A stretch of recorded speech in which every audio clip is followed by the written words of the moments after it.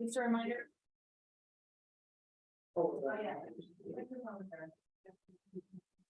I hereby call to order the July 6, 2023 Town of Frisco Planning Commission meeting. Cheryl, is Cheryl calling roll? I am. Katie's calling roll. Will you please call roll? Here. Commissioner Gleason. Absent. Lesmus. Here. Commissioner Seville. Here. Commissioner Tain. Here. And Commissioner Whitfield. Here.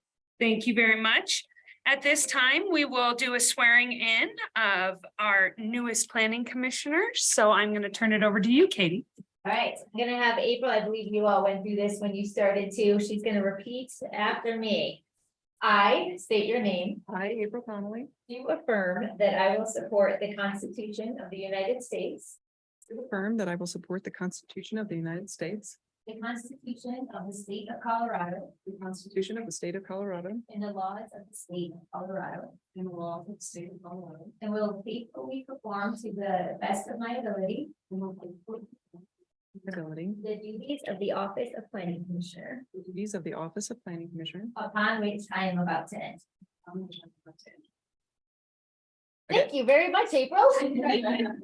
Congratulations on your appointment, and if you guys have not had the opportunity to meet April before the meeting, I encourage you to introduce yourself after the meeting, so. Well, April, thank you. We're glad to have you. Welcome. All right, Katie, I'm going to have you roll call again. All right, Commissioner Connolly. Here. Commissioner Forsyth. Here. Commissioner Gleason. Commissioner Leskus.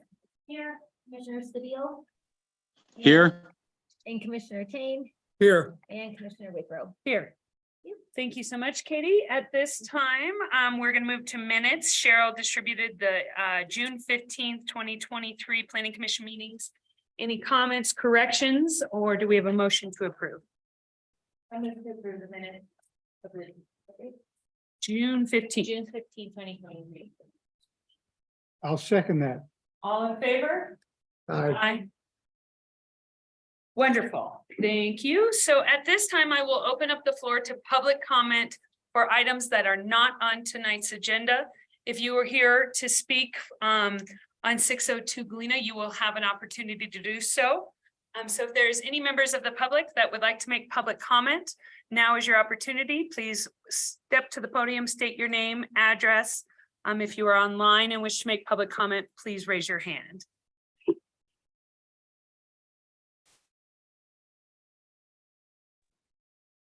I am seeing no public comment, so I'm going to close the public comment portion of tonight's meeting and move on to agenda items.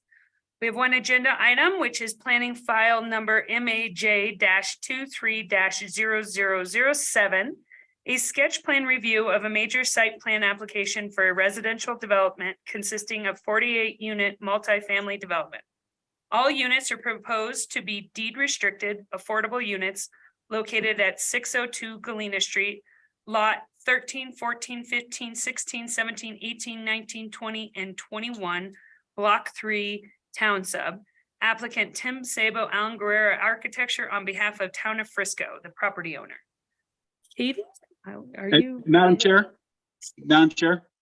Yes. Real quick, I'm afraid I'm going to have to recuse from this meeting due to working on this project as well. So I'm going to sign off and hope you guys have fun. Well, thank you, Andy. Andy Stabile is recusing himself from this agenda item. So go enjoy that sunshine. All right, Katie, I will turn it over to you. Emily, I'm sorry. You were looking at me. I was looking at you.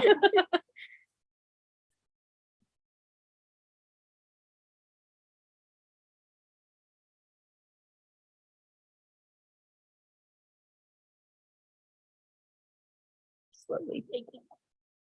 All right. Thank you. Planning Commission, tonight we have a sketch plan application for 602 Galena Street. The Planning Commission does not make any formal approvals at this time. However, you will be providing feedback on the materials that have been provided in your packet. Here is an overview of the property. The Town of Frisco is the property owner and the applicant for the project is Alan Guerrero Architecture. The proposed project consists of a 48-unit multifamily development located at 602 Galena Street. The applicant is proposing 2 buildings with all residential units proposed to be deed restricted affordable units for rent. The subject property is zoned Central Core, and while it's owned by the town, the Colorado Department of Labor and Employment operates their existing workforce center on site. The properties to the west, south, and east are also zoned Central Core, with the property to the north zoned residential high density. Here you can see that the proposal includes a future subdivision of the lot, where tract A is a 0.58 acre site consisting of the proposed residential development, which is to be owned by the NHP Foundation, and tract B, which is a 0.14 acre site that will be owned by the town of Frisco. The proposed development consists of 2 buildings, an understructure parking facility, and associated on-street parking. Here is a project rendering. And I'll provide a little bit of background on the Affordable Housing Development Incentive Program. You saw this recently at a previous application, but I'll just remind you that this program encourages the voluntary preservation or development of new affordable housing units or the preservation of existing dwelling units for the local workforce. This is achieved through residential development incentives in exchange for deed restriction of all of the housing units within the property. Each dwelling unit has to be deed restricted with an average AMI not to exceed 100% for the project as a whole in order to be eligible for these incentives. This ordinance was adopted earlier this year to encourage affordable housing development. And the applicant is proposing to utilize this designation and therefore is able to receive certain zoning flexibilities, which I'll touch on as we go through the slides. All right, so starting with the Central Core District dimensional standards. Starting with density, the maximum density in the Central Core District is 16 units per acre. So for a 0.58 acre site, that would allow for 9 units. However, the applicant is proposing to utilize the affordable housing incentives related to density bonuses and is proposing 48 total units, all of which are to be deed restricted rental units with an AMI not to exceed 100%. Staff recommends that the Planning Commission provide feedback on the proposed density bonus units. For lot coverage, the maximum lot coverage in the Central Core District for any use other than 1 or 2 residential units is 100%. The application materials show 82.5% of lot coverage meeting the requirements. For setbacks with the Affordable Housing Development Incentive Program, the setbacks are as shown on screen. The proposed structures appear to encroach on the front and rear yard setbacks due to the architectural elements on the building entrances. The applicant will be required to make sure that the eaves do not encroach on this setback with their final submittal. Additionally, a 10-foot step back is required for 3rd floors in the Central Core District. The submitted plans show the 3rd floor exterior walls meeting the 10-foot step back, but there are some roof elements that appear to extend out within this area. Overhangs are able to extend 2 feet into the step back, so we'll just have to make sure we have a clear understanding of how much that overhang is and whether they are meeting that step back requirements again at the time of final review. And then for height, the maximum height for this project is 44 feet due to the Affordable Housing Development Incentive Program. The application materials appear to be meeting the height requirement. However, the Central Core standards also require that the maximum height for the first 20 feet from Galena Street be 27.5 feet. The application materials don't appear to meet this requirement. Moving on to development standards. As far as grading and drainage, those plans will be reviewed at time of final submittal by the town engineer. For access, the applicant is proposing vehicle access into an understructure parking facility from both Galena Street and Galena Street Alley. The town's minimum street design and access criteria state that alleys may be used for access, subject to approval by the Public Works Director. This full review will happen again at the final submittal time. Here is our parking slide. The affordable housing development incentives provide relief on the number of parking spaces required for affordable housing developments. This project does qualify for these requirements and is shown in that table on your slide and was provided in the packet. These standards require half a parking space for studios and 1 bedrooms, 1 space per 2-bedroom units, and 1 visitor space per every 5 units. Based on the number of proposed units, the project is required to have 40 total parking spaces. The applicant is showing 32 spaces in the underground parking facility and is proposing to use 8 parking spaces on Galena Street in the public right-of-way. This is permitted, but the applicant will be required to provide an acceptable parking plan that delineates maintenance responsibilities, snow removal, and a permit system for all spaces provided in the public right-of-way. The parking plan shall be approved by the town of Frisco and will be reviewed at the time of final submittal. No parking plan has been provided at this time. And then real quick, as far as bicycle parking, 1 bike space is required for every bedroom, with 50% of those spaces being enclosed. The applicant is showing enclosed bike storage in the garage, but it does not state how many spaces are provided. And this will also be a requirement at the time of final submittal. This slide just shows an overview of what each unit type looks like. Between the 2 buildings, the applicant is proposing 12 studios, 24 1-bedrooms, and 12 2-bedrooms. This slide shows the landscape plan. Affordable housing developments are given relief on landscaping standards. For this project, 21 trees and 14 shrubs are required on site. The submitted material shows 17 trees and 15 shrubs, and the applicant will be required to meet the minimum number of trees. Snow storage on site is required in the amount of 25% of the paved surface area on site. The applicant is showing 3,871 square feet of hardscaped area, requiring 968 square feet of snow storage. The applicant is showing 1,390 square feet of snow storage provided, meeting the requirements. One thing to note is that any snow storage area must be a minimum of 8 feet in width and be located lengthwise adjacent to the applicable paved area in order to be deemed functional per the code. So the applicant will be required to show how they meet these requirements at the time of final review. And then the applicant is also showing trash enclosures within the building with access from the alley.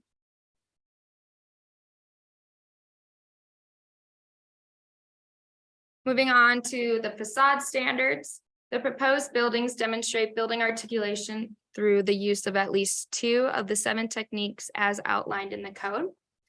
However, the 2 buildings are near identical and provide minimal architectural relief from the duplication of buildings. And staff recommends that the Planning Commission discuss the intent of the facade design, the building elements, and duplication between buildings.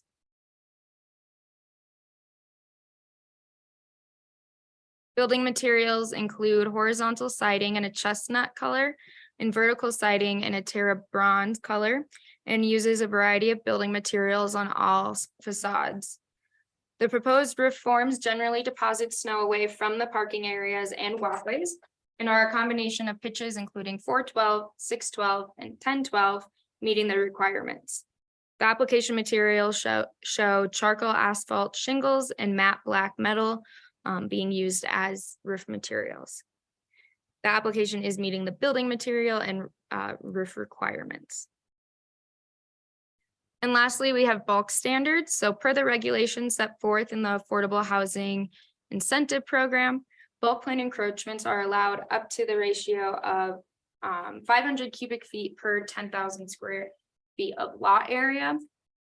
The applicant is showing bulk plan encroachments, but does not provide the encroachments in cubic feet. So this will be required to show and provide. And staff recommends the Planning Commission comment on the proposed bulk plan encroachments. Here are my recommendations on discussion topics. I am here to answer any questions as well as the applicant. Thank you, Emily. Jessica, why don't we start with you? Questions for staff? Yeah, maybe you covered this, Emily, who would manage the building once it's developed? So NHP will be, or NHP Foundation will be the owner of the building. But I'll let the applicant touch more on their management strategy Okay. as far as property management. And maybe you don't know this off the top of your head. I know AMIs were just adjusted. So these units are proposed to be rented at 100% 100%. AMI. Do we know what those price points are? I don't know that off the top of my head. Okay, I bet the applicant. If we can give you, I can pull them up and read a few, but I'll also note that we wanted to go by the AMI sheet this year, because most likely it would be when the plans got recorded.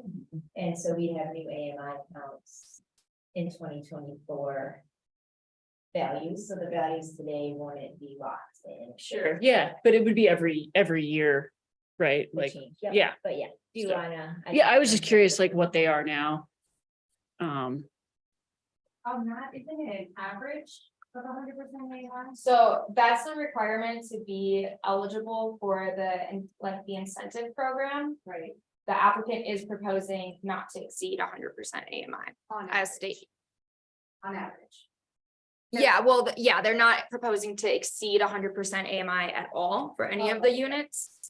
So meeting that average 100% AMI requirement. So they are meeting that 100% AMI, they're just not offering any diversity of price point. Right, because to be eligible for that program, you could have up to 120% if your average is 100% AMI. They're not proposing to go above 100% AMI. But they're financing it using LIHTC, which is. I'll let the applicant speak to funding. And then I think you want us to talk about some of the architecture with town staff. I mean, town's really sort of the owner of this building. Did the town feel that this was, adequate and, architecturally? Right, so I mean, Because I'm fine with it. The town's fine with it is essentially kind of my feeling.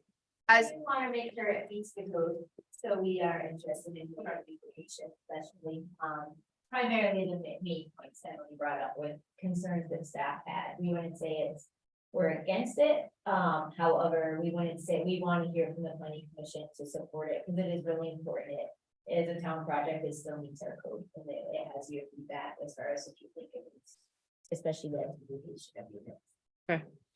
Great. No other questions. Thank you. Ira, questions for staff? Yes, a simple one. So there's deed restriction covers the rental rate, the AMI, the relationship. Does the deed restriction, I kind of feel comfortable it's never going to happen, but does it prohibit ever that these units become condominiumized? I believe there's a clause on sale for the units, but I'll have the applicant speak to those logistics for Okay. LIHTC. And I think you already answered the bulk plane violation or excess isn't really calculated. We don't have that number. I don't have that number to. Okay. provide.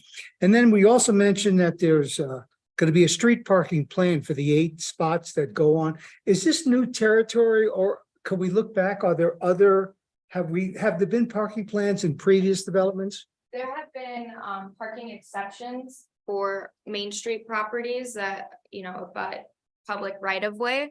But this is the first parking plan proposal that we would see for affordable housing developments. So that being said, are they going to generate and fashion that kind of language, or is the town going to feed that to them?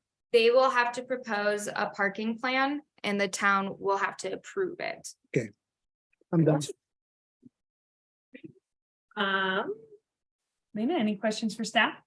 Yeah, so piggybacking on Byron's question about parking. So this got an exception on parking because it's 20+ units owned by one owner. So doesn't that prevent it from being condominiumized? Right. Okay. Yeah, that would prevent it. I think there's several clauses that would prevent it throughout the agreements that are in place. Okay.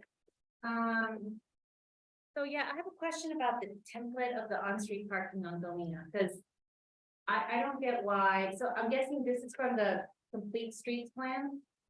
This template? Or Of are the you talking on the on-street north of, so Yeah. the parking that's shown on that western edge is not part of the project. It would just be those 8 spaces that are on the north side of the site. Yeah, So, but for the complete streets. plan, right, and I have that's to look back.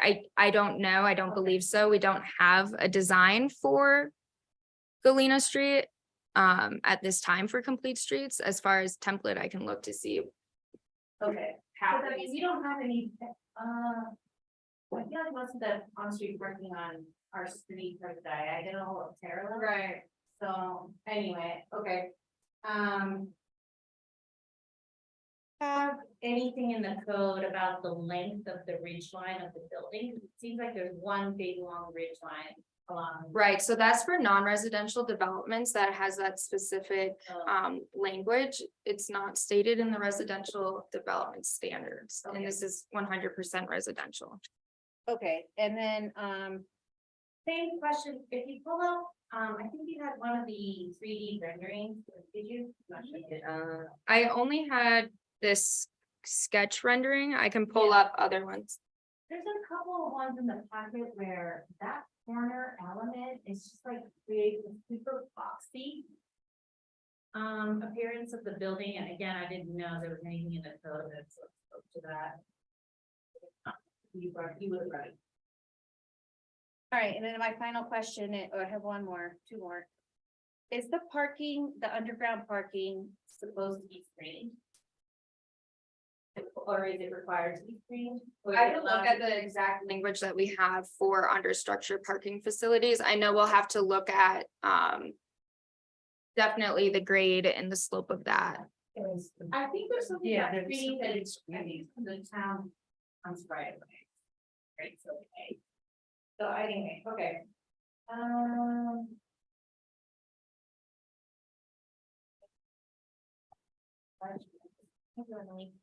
April, do you have any questions for staff? So the question that I have is also around parking. What happens, will there be a permit system, how will it work? And how do you make sure that that parking is available for just that building? Right, so as stated in the code, they have to come up with this system proposed parking plan, and it includes permits.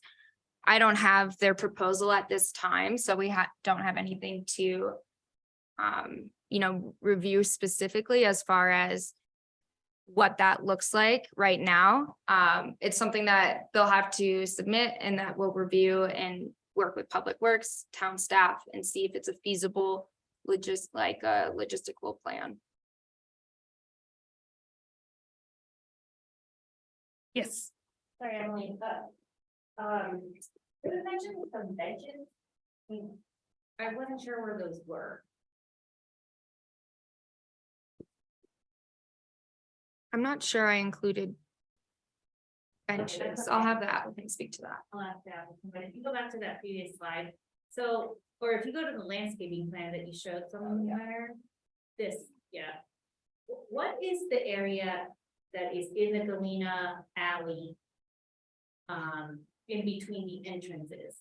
Is that landscaping? What is that? So there's the access to the trash enclosure. Yeah. There's the entrances into the building. So those are the white stripes Right. that you see. And then there's shading for snow storage. There's the landscaping, the trees that you see there as well. Yeah, but you see the. Good God, what direction is that? South, southern property line? The area, the space in between the southern property line and the bolded line.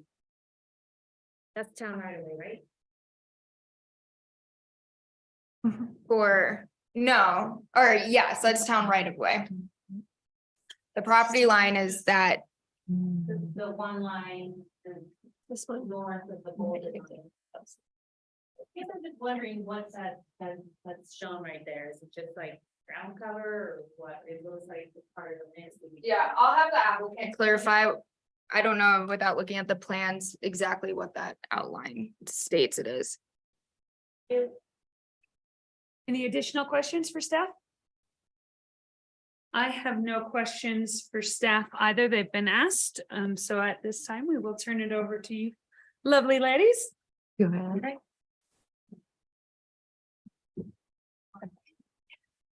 And then.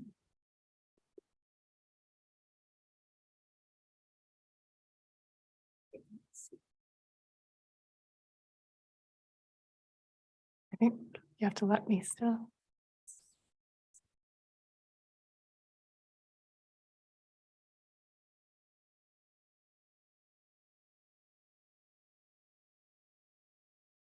In the meantime, while she's getting ready, maybe Lauren from the NHP Foundation could speak to the NHP managers, on-site managers question. If Lauren, if you're out there. Yeah, can everyone hear me? Yes. Okay, great. Well, thank you, planning commissioners, for taking time to discuss this project tonight. I'm Lauren Avioli, a project manager with NHP Foundation. And we are working with the town to develop these income restricted affordable workforce rental units on town-owned land. And I think maybe there will be time to answer all your questions once we get through Megan's slides, but really briefly, NHP Foundation is a nonprofit affordable housing developer, owner, and operator of housing. And so we have a 65-year ground lease on the property. We will own and operate the development once it is constructed. And as part of that, we work with third-party property management companies that are locally based to manage the units. And that company would also be responsible for making sure that we comply with the parking plan for those on-street parking spaces, signage, permitting of parking spaces, and maintenance as well.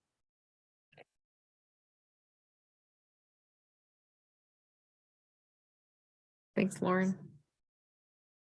Yeah, thanks, Lauren. Hi, everyone. Hopefully you can hear me. My name is Megan Teston, and I'm with Norris Design. I'm here with Suzanne with Alan Guerra. And as you just met Lauren, we're happy to be presenting this project. I'll go quickly. A lot of you had the opportunity to meet the NHP Foundation during our last meeting, but I did prepare a little intro, April, so hopefully that'll keep you up to date as well.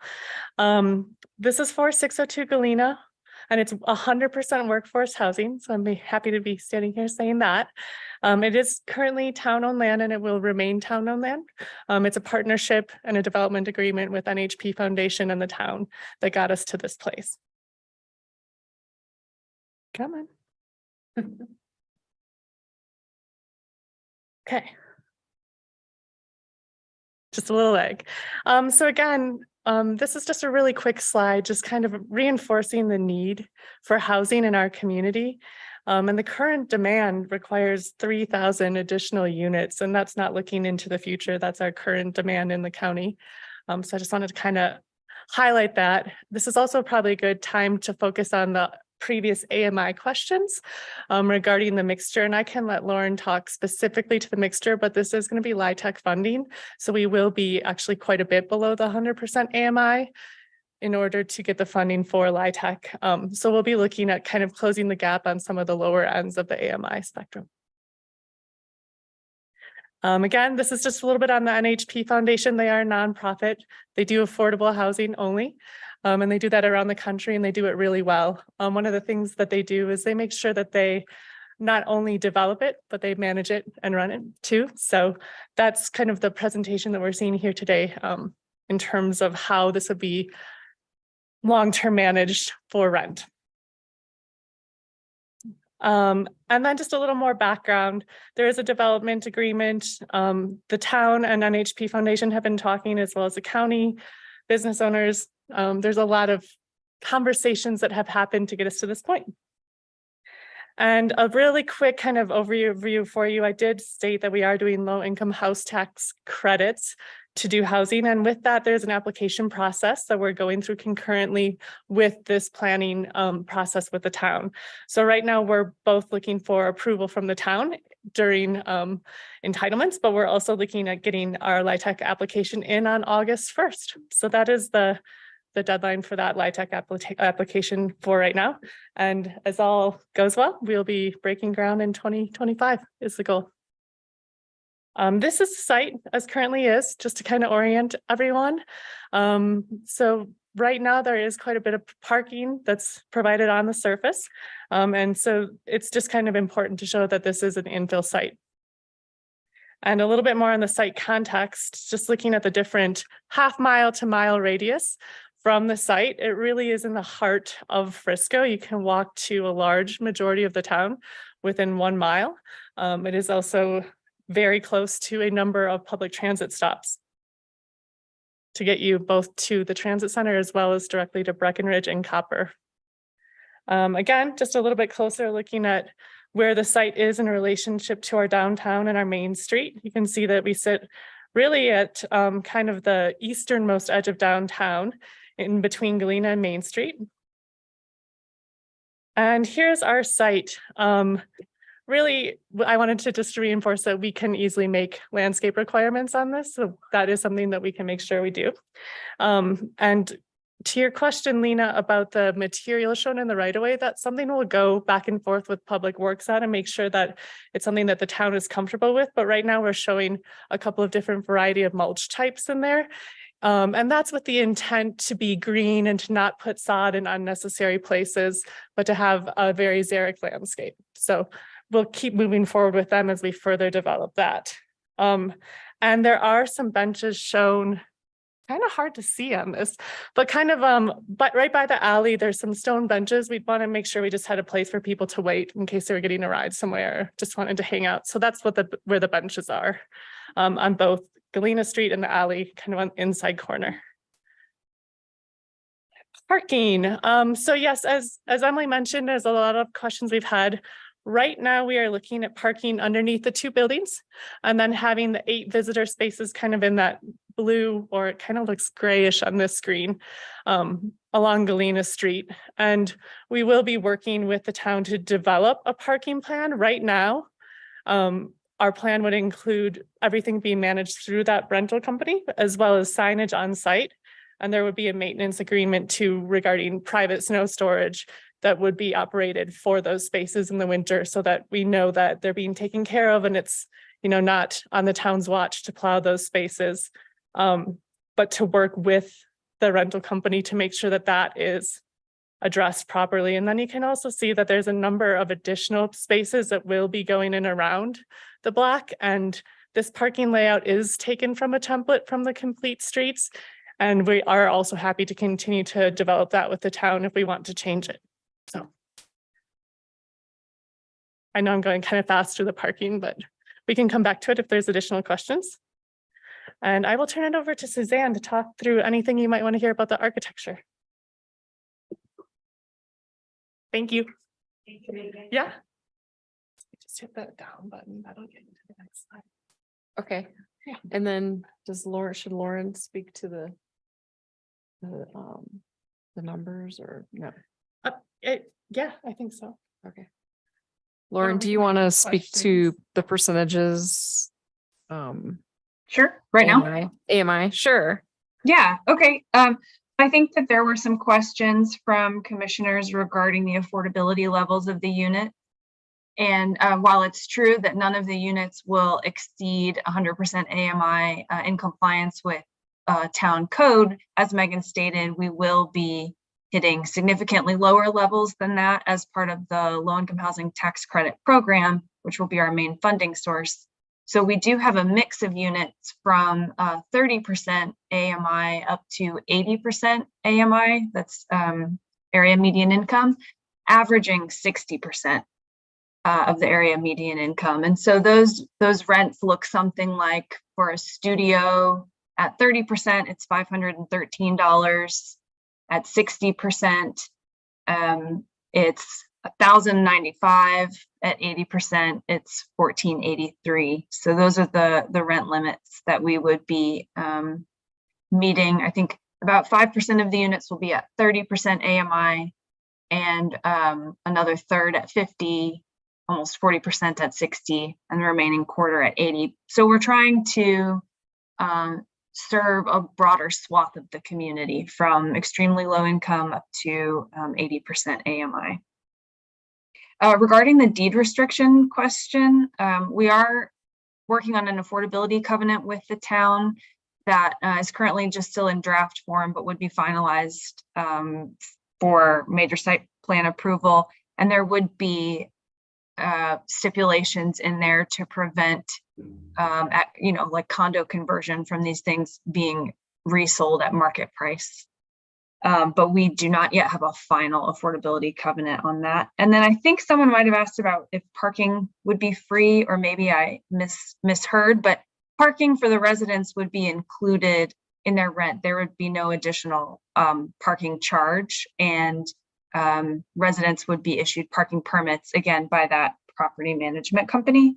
And then just one clarification there, I think Megan might have stated we would be breaking ground in 2025. We actually, if we're awarded the tax credits that we're applying for in August, we would be able to start construction in 2024. And if I left anything out, I'm happy to answer additional questions. Thanks. Thank you. Thanks, Lauren. Suzanne Allen Sabo with Allen Garrett Architecture. Just wanted to, I don't have that much to say, but to address a couple of the questions from Emily's report, which was awesome. Thank you, Emily. And also to let you know, we're super excited to be working with our friends. I can call them our friends now at the NHP Foundation. These folks are awesome. And I hate to put the word developer behind their name, so because they're not like a typical developer. So it's been a lot of fun working with them so far on these couple projects, and we hope there are more. So again, on this project, we're looking at the possibility of modular construction.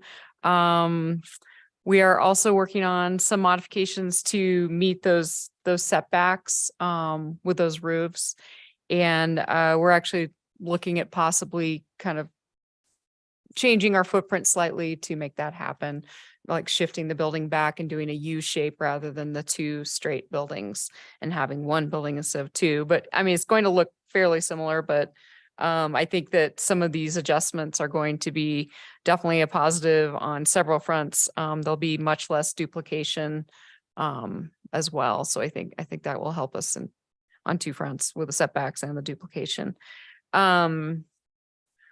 Regarding the bicycle spaces, obviously, we're going to probably exceed what we need. We will be putting the numbers on our next site plan, and as well as the interior bicycle spaces. I think that's super important for workforce housing. We're hoping these folks are biking to work.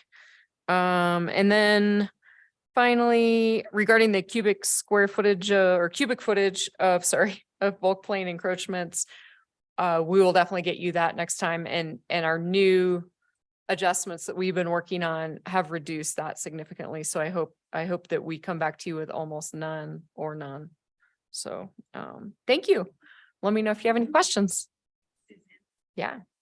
Ira, let's start with you for questions for the applicant. I would first say developer is not a four-letter word. That being said, I'm so excited to see a project like this come across, for approval. So you had mentioned that NHP gives out management to a local entity, which sounds efficient, but I'm just curious, is there a management style that if one went to an NHP property elsewhere, I mean, is there a consistency as to how you direct these local management companies to complete your mission? Yeah, definitely. Thank you for that question. So we do have an asset management division in NHP, and there is a designated asset manager for every development. They work directly with the property manager to ensure that these communities are providing a certain standard or quality of life. Our property management companies are also sort of annually compared with each other. They get report cards and scores, and anybody, scoring in the bottom of the pack has some serious talking tos, and sometimes we've had to let folks go and find higher performing property management companies. But one of the reasons we like to use local third-party property managers is because we find that there are efficiencies to that, and they're also much more clued into the needs of the community. And we like to try to build off of those needs, for example, with resident services. So we have a resident services affiliate that works in our properties across the country that we fund through national fundraising, but we tailor the services they provide to the needs of the specific community. And we find property managers can be pretty clued in a lot of times to other nonprofits that are providing services, for example, in the community. And there are some really nice synergies there. So yes, we hold all of our property managers to a high standard in terms of resident responsiveness, quality of life, maintenance, and then we sort of compare their work across the board annually. So hopefully that answers your question. Hey, can you talk about the letters of credit that you guys help people with so they can later buy?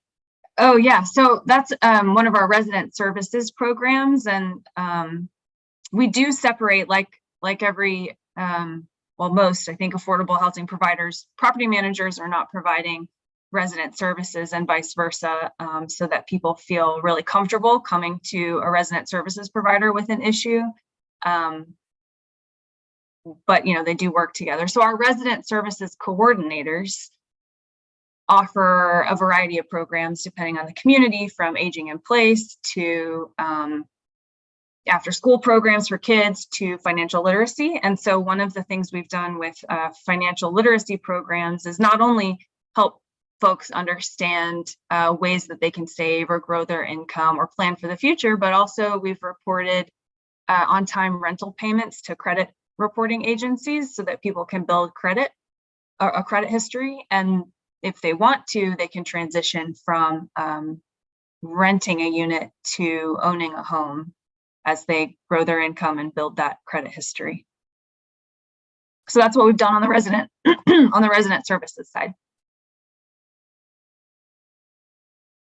Thanks, Lauren. And just to clarify, that would not be owning this rental unit. Right. Right. No, it wouldn't be, but if they wanted to transition to owning a home elsewhere in the community. The next one, I think it's for you, the labor department that's currently there. Is that, are they gonna have to relocate elsewhere? Yes. As a condition of the purchase of the site, the town agreed to help them find permanent space after the redevelopment. And so that space could be on the western side of the parcel that was shown in the site plan as a future town development. We've also been talking with them about the possibility of having them office out of a development we're also working on with the town at 101 West Main, which we came to the Planning Commission about earlier in the summer. Okay. And my last question, in parking, they talk about an EV charging spot. So that you could take one of your parkings, you don't need a separate spot. It could be a spot that is also an EV spot. I'm good. I Thank you. believe, yeah, I believe so. Suzanne, maybe that's a question that you could answer. Yeah, that's not a problem at all. Okay, thank you. Jessica, questions for the applicant? Yeah, and I guess I think you probably answered it, but I think visually it would help to see sort of, you know, your unit breakdown by AMI and then the size of the units, like what's a 2-bedroom unit, you know, and it doesn't need to be now, I guess, you know, just, I know you stated it, but it's still a little cloudy in my head. What are the plans? And I know you're not the property owner, but the future town development site, what are the plans like discussed conceptually there? At a conceptual level, what we've heard from the town is that they'd love to see a daycare on the site. And then, you know, we've also talked about the workforce office. Yeah, so maybe offices above or beside, but daycare requires a fairly significant yard by code. So we'll have to have an outdoor space. The daycare? I saw that in somewhere that. Okay. No other questions. Thank you. April, questions for the applicant? Yeah, just a detail. So in the future building area, it's shown in the renderings as if there's grass. What is that gonna be for the time being? Is it gonna be dirt or grass? Great question, April. For the time being, we would prefer to keep it vegetated, probably with like a native, taller. Yeah, just like a native taller grass that wouldn't have to be mowed, or maintained the way lawns would. But just something that would still be xeric and green until there was development on that site. I also had a question about, the daycare, mention of the daycare, and I literally skimmed the development agreement in like 2 minutes, and I didn't see it in there. It sounded like there's an agreement to build office space in that, but not the daycare. Is that right? So if I may jump in, daycares are not permitted uses within the central core zone district. So there was perhaps talk at one point, but that's not a permitted use. Okay, but is there any requirement to build office space there? I don't know the details of the development agreement. Okay. I-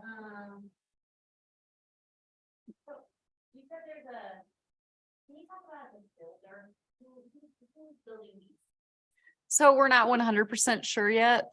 We have a couple builders that NHP has been interviewing and working with preliminarily and giving feedback on the plans and thoughts on, ice dams and stuff like that. So I can't really say at this point. Hey, Lena, I'm sorry to interrupt, but can you talk into your microphone a little more, please? I know, like, hey, Lena. And just go ahead. Like we use the local vendors, I guess, and I don't know if that's accounting or what, but it's just so important for the builder to take that into consideration. I agree. 100%. Another question I had to do, and Lauren, maybe this is for you. Well, 2 questions for you. One is, what is the town's contribution besides the land? Is there additional subsidy and or waiver, water and sewer tap fees or building permitting fees, or what does that look like? And I would just say you can discuss it a little, but let's stay on track of what the planning commission's purview is. I'm just curious. Just curious. And I'm sure that people in the audience are also curious, but I also want to remind the commissioners that your purview of what you're looking at tonight is the building and the Yeah. development based on the code. Yes, so if you can answer, if you don't want to answer. Yeah, it's a little bit hard to hear, but I think the question was, what might the town's contribution be besides the land? Yeah. And I can say at a high level, as we apply for low-income housing tax credits, the more support that you can show from the locality, the more competitive your application is. And that does include things like permit fee waivers. And to the extent that it's possible, and I know that in Frisco, the town doesn't control all the tap fees and impact fees, but those waivers also make the project more competitive through the tax credit process. Yeah, and the town did waive our planning fees, which was cool. Yeah, And yeah, so permit fee waivers. What drove the unit mix? Because I know you're not proposing any, like, say, 3-bedroom units or larger type units. And the proposal for 101 West Main was the same. Studios, 1 bedroom, 2 bedrooms, and it seems, it's like, what's driving that decision there? Yeah, that's a great question. A couple things drive unit mix. Obviously, demand is one of them, but from a buildability standpoint, parking is a big one. So we're trying to provide enough parking to meet our parking requirements for the units. And even with the Affordable Housing Incentive Program, 3 beds and up would require more parking spaces per unit. We're also trying to balance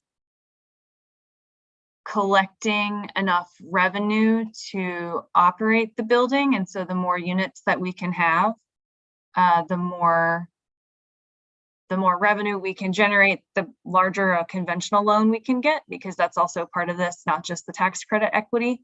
So we're trying to make the development pencil, park it, and also meet demand. And that's sort of how we've arrived at the unit mix that we've arrived at. Thank you. And then, I think my next question is for Suzanne.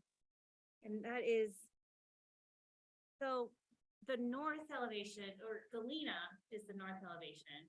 And then Galena Alley is the south elevation.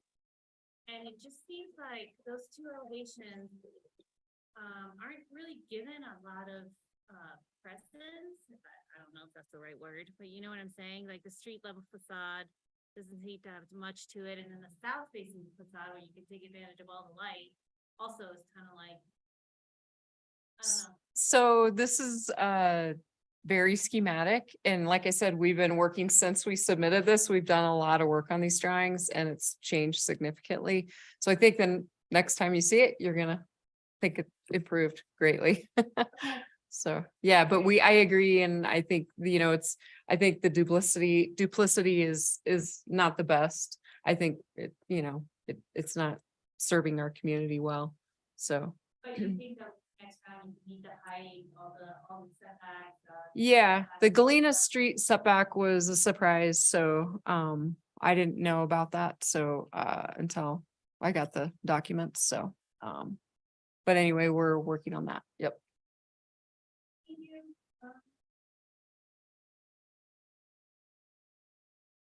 Those are all my questions. Thank you. Thank you. Any other questions for the applicant? Probably not that. You mentioned, you dropped that you might consider modular construction. So if that were the case, whether you go modular or stick built, would that be a factor in who you pick to build it? Absolutely. Yes. Yeah. Yep. Okay. Any others? Missing it. So we'll see. You good, Jessica? All right, my questions were asked and answered. So at this time, thank you very much for your presentation and all your hard work on this. We're all very excited to see this. So I'm gonna open up the floor to public comment. If you are here in the audience and wish to make a comment on this agenda item, please step to the podium, state your name and address. Please push comments towards the commission, not the applicant, and keep your commentary to 3 minutes if you can. And if you are online, please raise your hand if you wish to make public comment. We got one public comment online. All right, we're gonna take you, Jim Kidder. Great. Hi, I'm Jim Kidder. I'm in the Scattered Pines development just north of this proposal here. I'm just curious, number one question is around parking, as everybody's kind of really focused on. And I'm just curious of the philosophy behind the reduction for affordable housing and how the different ratios of half a parking spot, basically, how that was developed. I know that wasn't you guys, that was prior, but does anybody have any more color on how that's acceptable? Because we don't have that same. Yeah, that's not what I'm seeing. All right, thank you, Jim. I'm gonna have Emily pop in here. Yeah, would you prefer to go through all public comments and then run through some of the questions, or how would you like to run this? Actually, yes, let's do that. Jim, we're gonna continue through public comments, but we will make note to address that when we respond to it, if that's acceptable to you. Sounds fine. All right, we will get to that answer, certainly. Taking next public comment. More online? All right, Julie King, you're up. Hi, Julie King, 317 Galena Street. I would like to also talk about parking. I live across the street from 318 Galena Street, where it's employee housing. We have always had overflow parking there. And there's parking on the street. I just think that this is a dangerous precedent to set. I also feel that the complete streets plan, I thought that on the north side of Galena, there was going to be the bike path, and on the south side, there would be a sidewalk. So I think that that would affect that as well. And I also feel that giving away town right away in the alley is wrong, and it happens all the time. Thank you. Thank you, Julie. Are there additional public comment at this time? Come on up to the podium.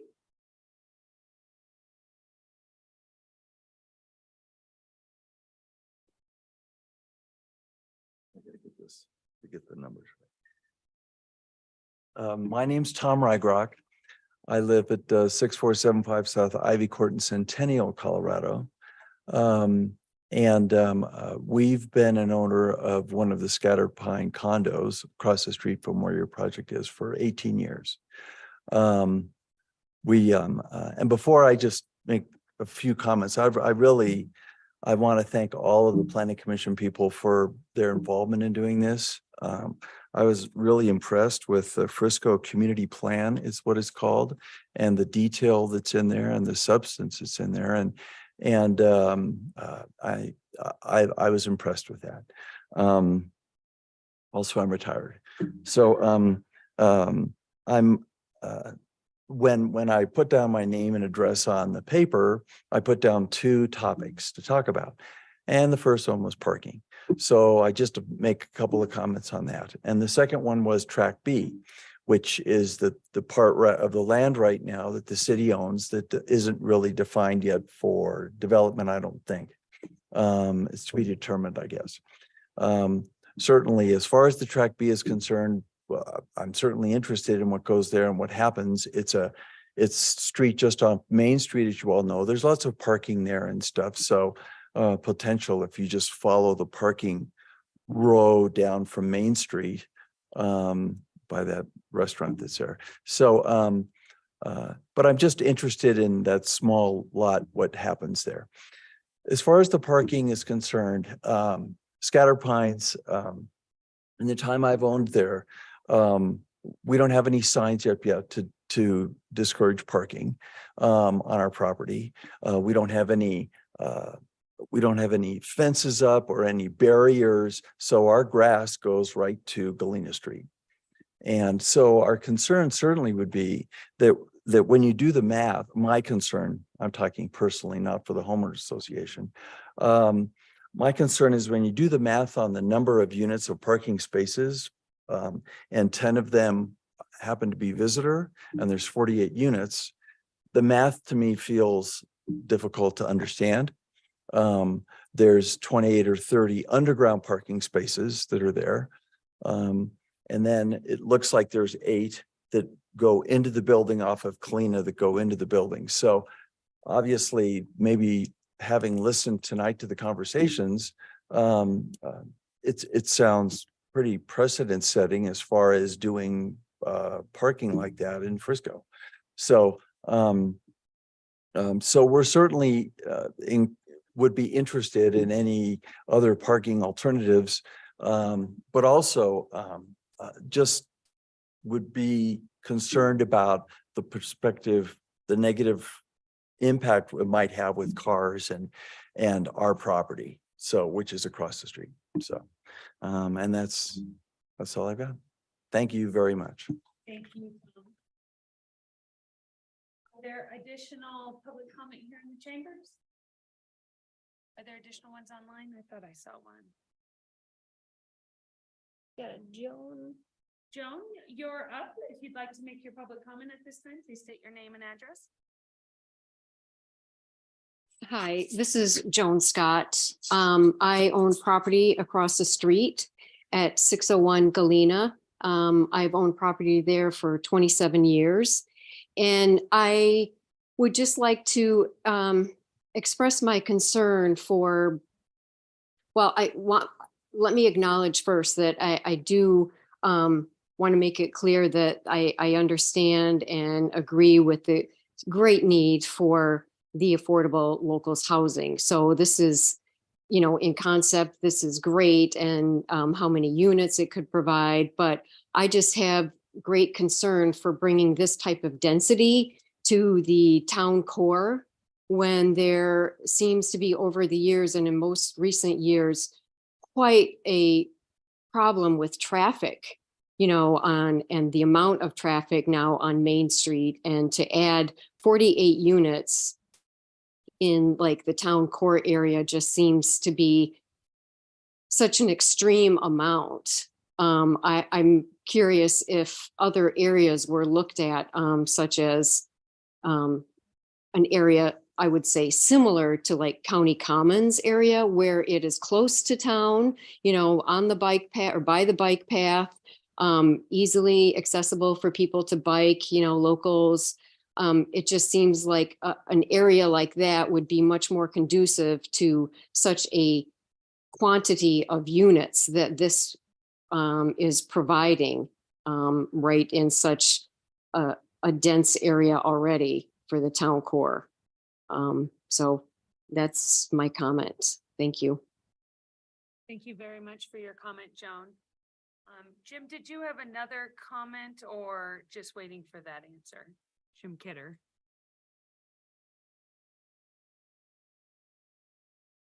There.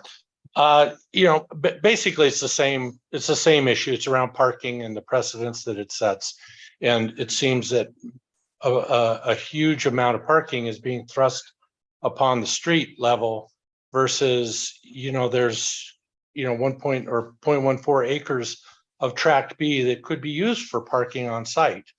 So it's just trying to understand it better on what your requirements are in terms of the parking spaces per unit that you have deemed to be acceptable. And I hope that there's some historical data or precedence for what numbers you're using.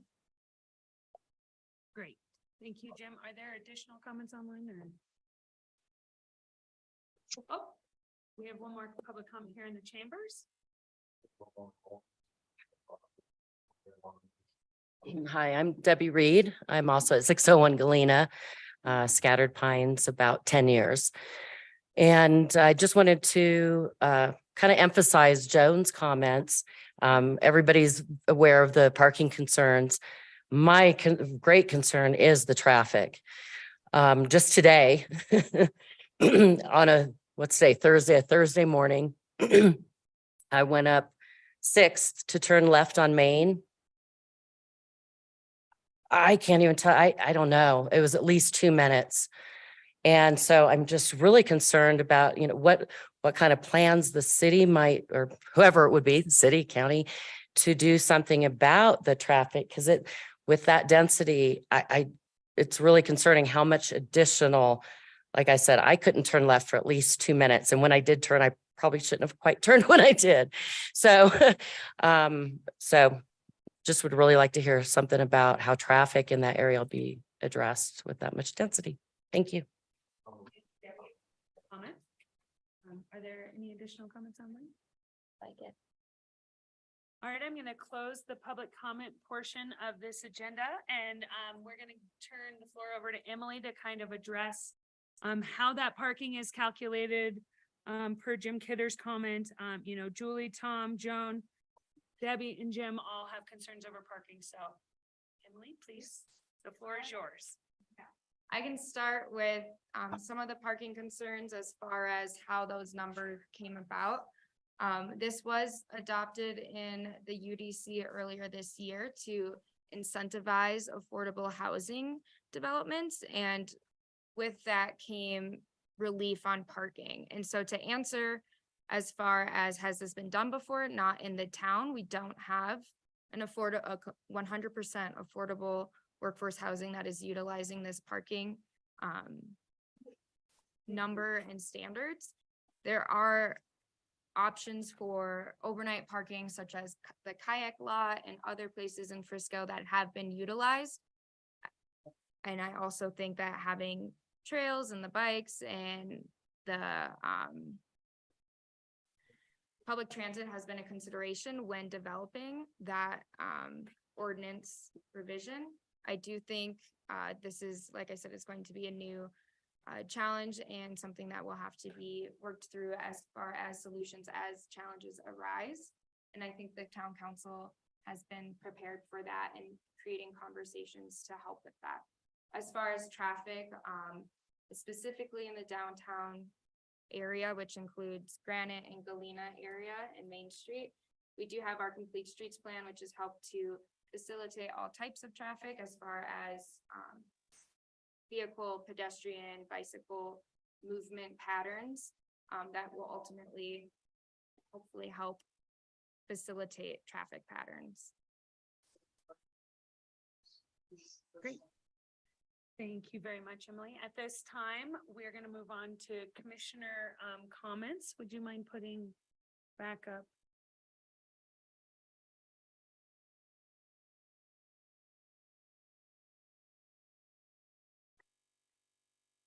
So as in sketch plan, certainly talking about the duplicity, the materials, the parking, and the additional items that will be put on your screen. Jessica, would you like to start? Yeah, meets the bonus density criteria.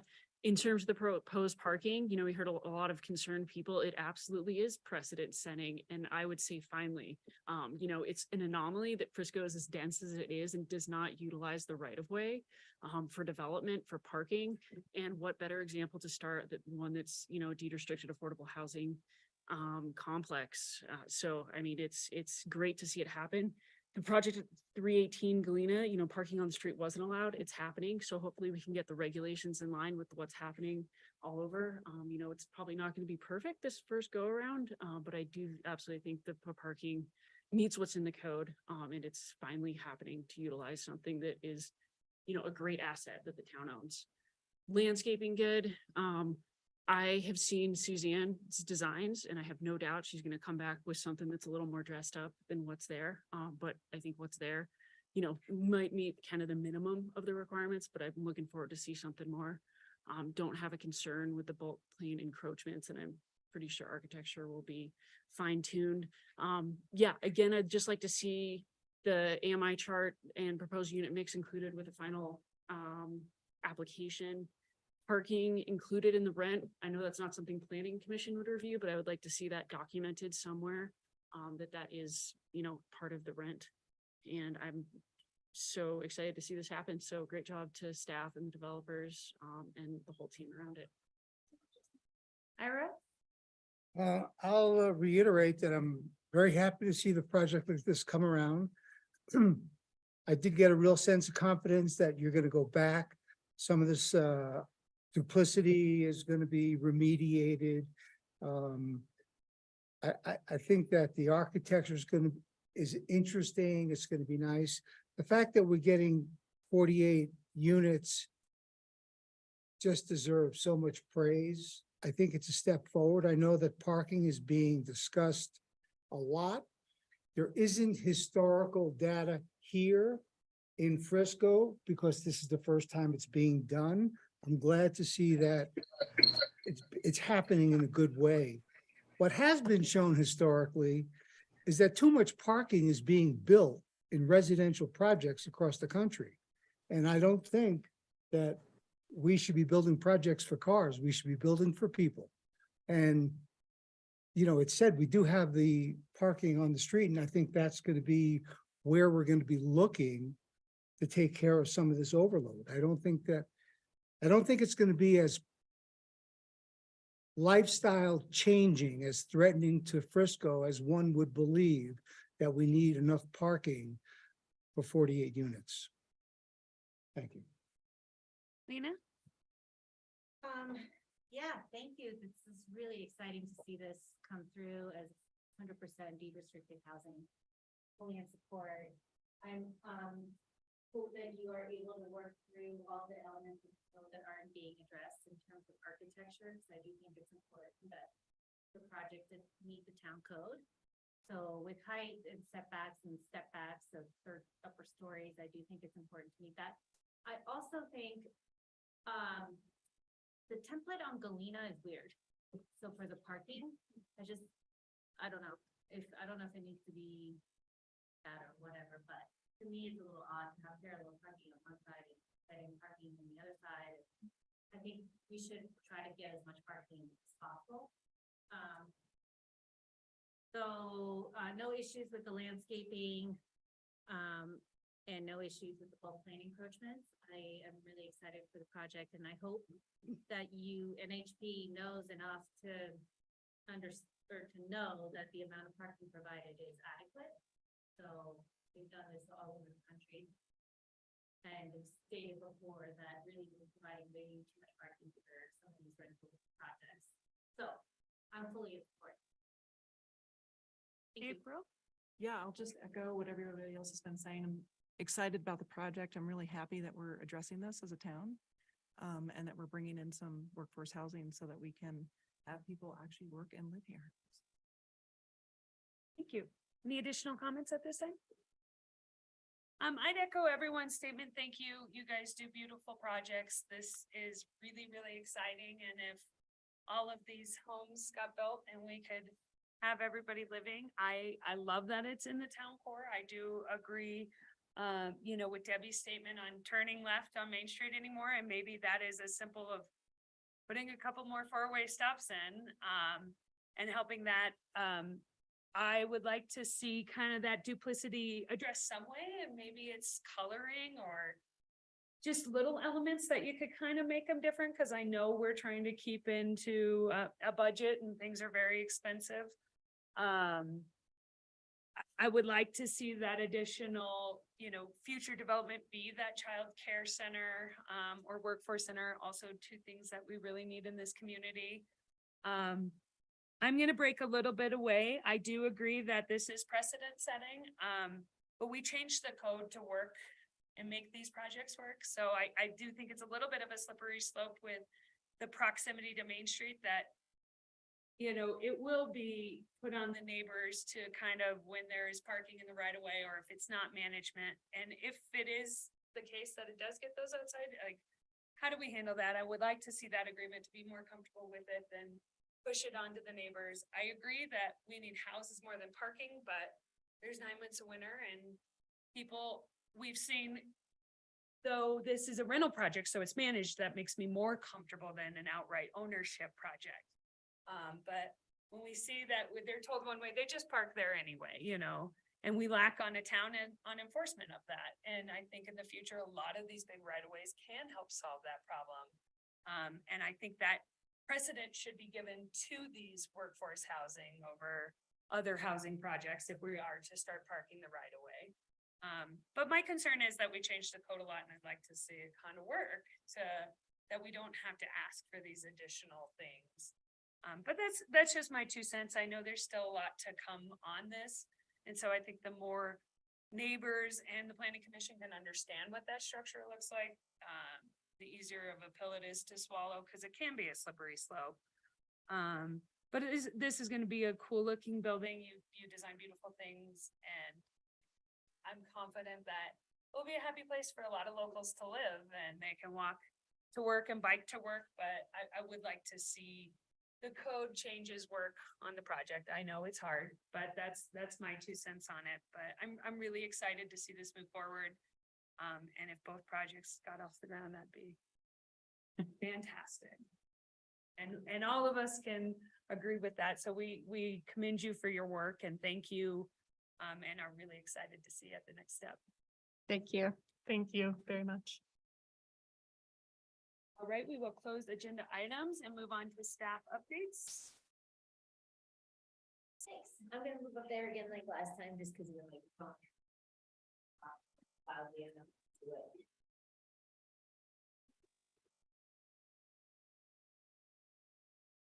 All right, just a few updates for you commissioners. First, I want everybody to please congratulate Emily. She has been promoted to our principal planner.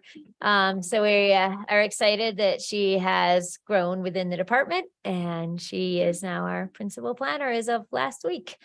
So thank you. All right, and then as an update, because you were all very interested in this last meeting, microphones have been ordered. They were ordered a while ago. They're back ordered, but the town clerk had ordered them. We're just waiting for the back ordered microphones to come in. So Same format? longer, Okay. yep, longer neck. So the town has town clerk has tried. She's done everything she can. There's only a certain one that apparently will work with our sound system in here, and that's the one that's back ordered. So they're trying, coming. All right, we have, I wanted to give you a heads up that at your regularly scheduled meeting on September 7th, we have a training being provided to you from DOLA, which if any of you are not familiar, they provide a lot of funding assistance to communities, especially small mountain communities. They provide a really great it's 2 hours, but I think we'll probably not do a full 2 hours, depending on what your agenda looks like, of planning commissioner training. And so this is kind of just the standard training they put on for communities. I've seen it before, and I just thought it would be good to bring it here. We are also trying as a community development department and a town to connect in with DOLA a little bit more. So this helps us just bring that connection in as we apply to them for funding in the future for different grant opportunities and things like that. So also some of you will hear who are in the planning field through DOLA's request and our willingness to obviously easily do it. We're going to actually be inviting all of the planning commissioners within the county and other jurisdictions if they're interested in coming to virtually sign on and listen to this training for DOLA and it's specifically geared towards planning commissioners. So they do it virtually. So you have a meeting that night. So we'll encourage our local Frisco planning commissioners to be here in person. If the county or any local towns want to have planning commissioners attend, especially commissioners who are newer to the planning realm, then we would encourage them probably to sign on virtually just because of space and things like that. But I'll be in touch with the other jurisdictions on that date. And we're working out a time if we should bump it up a little bit earlier than our 5 o'clock start, or if that would be too much of a burden for commissioners to come early. So more to come, but I wanted you to know we are putting on that DOLA training on September 7th. And the only other update I had right now was at town council last week, they did direct staff to propose modifications to the planned unit development regulations within the town. Townwide, these regulations have been prohibiting a lot of development or potential development through kind of, they are pretty antiquated if you look at them. So I wanted to give you a heads up because you will see on an upcoming agenda that you will be seeing code modifications to the planned unit development PUD section of code. You'll have a staff report, we'll review it, we'll explain it. We'll obviously be looking for you to provide comments to town council. But I just wanted to give you a heads up that staff is moving forward with writing some new regs so that you knew why and where it was coming from when you see it. So that's all I have for you. Anything else? Footrest is still working on financing. At what point does this application expire? The application was renewed by former staff, so it's still active right now. And they are actively moving forward. We've actually been having meetings with the owner and developers. They've gotten through the building permit reviews and everything is all in line to be issued once permit fees are paid. What point do they put up the construction? Like, I feel like you should have your permit and then you can, like, this, like, it's like they've had the construction fencing up all summer now and you're like, I mean, it's your business, but. Yep. And I'm not sure if the town issued a grading permit for that or not. I'd have to look into it. Usually their fencing doesn't go up until some type of permit is issued, but I'd have to look in to see if anything. Put into the code, I can't remember about regrading if they had, or revegetating it like they did at the hospital. I know that that's Yes. what brought it up. The town has, I don't believe we put it in the code yet, but we have been requiring it for certain projects now. So moving forward, there's standard notes that we've always used, which obviously may not have enough enforcement and to follow up with. So the town has been taking some further actions with certain upcoming projects where we have concerns about that. So we've been addressing it, but it hasn't been codified. Yeah.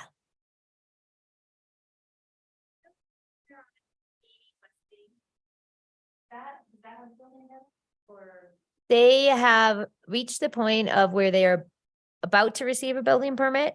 They have to still finalize compliance with the energy code. They had provided plans to meet energy code, and then they basically decided that maybe they actually want to ask for an exception and go a different route. and they are providing information to the building department. So it hasn't been issued because there's one little part that the building department wants to make sure is going to be in compliance with the energy code. Mhm. Yes, and Public Works gave them the okay to do that. So they had permission to do the grading work, the groundwork, tree removal. Sally's been our expert on this project. They're doing utility work right now in the right of way. Okay. Grading, I don't know what other groundwork, but utilities. And they were able to install their construction fencing because planning allows them to do that once planning is signed off and then inspects the construction management plan. And at that point, once the construction management plan is approved, they're able to put up construction fencing and start. How long is that gonna be closed? So part of the conditions of approval were that they would only have that while working there and bring it back again once they're not working there. We require that they don't store materials or do any work there, stage anything unnecessarily while they're not actively working on the path area. And when we have a new town engineer, we'll have somebody going by kind of Yes. doing courtesy inspections and visiting there and making sure that they're kind of following. Closed off for the entire length of construction within that right away, and where people ride their bikes and walk through. It should be while they're doing the work within that area for safety. Where was this? Sorry, I missed that first part of this. By the preschool. Okay. The 300-foot. Oh. So is, That's all you needed. is there, so there's no date specific, no time frame specific that they're allowed to have that they're working in that public space? Schedule that they've sent to us and Public Works that defines when. When they'll be out of there, out of that part of the job? Mhm. And you may see work come and go. So you may see they finish up what they're doing right now. The fence can go back where it's towards their property, but then if they have to come back out again, especially when they're designing the new access that was approved to get in there, it's obviously going to have to be reclosed off during different parts of construction. Okay. And Public Works is monitoring that as right of way and street, so. Any other questions for staff? Rainbow Court. Rainbow Court. Rainbow Court is for sale. Heard that. I'm not buying it. I will tell you, I've done a little research into it, and one of the buildings planning approval has expired for I think it's east, but don't quote me on that, the one that came through first. No, that was the east. Okay, and so, yes, and so they do now have an expired planning application for one of the buildings, and town staff has been working with the developer on measures to bring that site into some type of conformance with an anticipation that maybe the project will not be moving forward right now. There are foundations. They had a foundation. Yep. So there's foundations. And so Public Works has been involved, the building official, and then community development are all working together with the developer and owner. So. Oh, we didn't hear from like 5 of you. Thank you. That was actually another update. Thanks, Lena. We are still trying to find a meeting date for all you to have your professional pictures taken by a town photographer so that they can get up on the website. It was requested by the town clerk. So I think Ira let me know, Lena let me know, a couple of you let me know. If you could still let me know, what I'm looking for is meetings that you will not be at, so we can try to have the photographer one time with all of you. It's ideal. So thank you for those who responded. We don't have a date yet. You can blame your fellow commissioners. Or you What? sent something out? Yeah. It was, if we're gonna be around for. Your own work right now. I'll follow up and remind you all of the exciting date. Thank you. Yeah. Motion? Any other questions? Good. Motion to adjourn.